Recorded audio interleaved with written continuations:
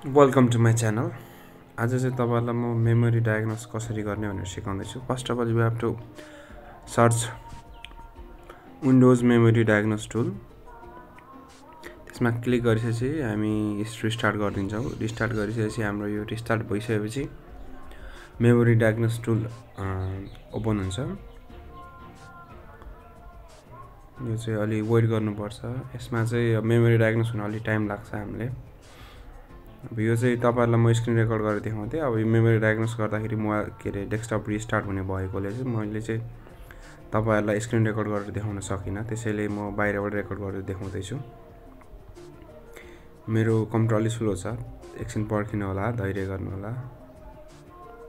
Restart भइसकेपछि चाहिँ अब तपाईहरुले देख्न सक्नुहुन्छ memory diagnose tool automatic run भएको छ।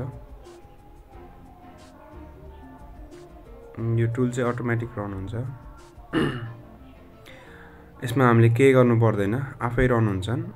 आफै रन यसमा चाहिँ दुईटा स्टेप रन भएको हुन्छन्। रनिङ टेस्ट पास हुन्छ, त्यहाँनेर चाहिँ 1 of 2 देखाएको हुन्छ। यो चाहिँ अब दुईटै 100 भने 200% कम्प्लिट हुनुपर्छ।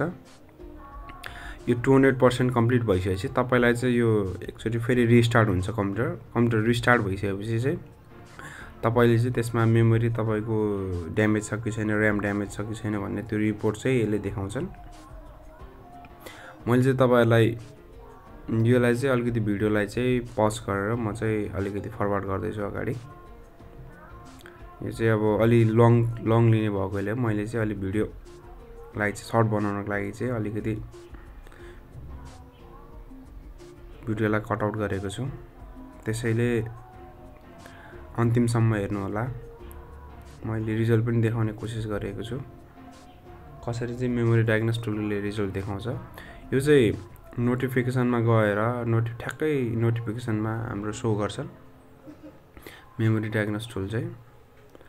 र मेमोरी डायग्नोस टुल चाहिँ हामीले किन गर्छौँ भन्दाखेरि चाहिँ अब हाम्रो मेमोरीमा केही प्रब्लम छ कि छैन, यसले चाहिँ कसरी काम, मेमोरी चाहिँ कतिको मन काम गरिरहेको छ भनेर चेक गर्नलाई चाहिँ हामी मेमोरी डायग्नोस टुल युज गर्छौँ।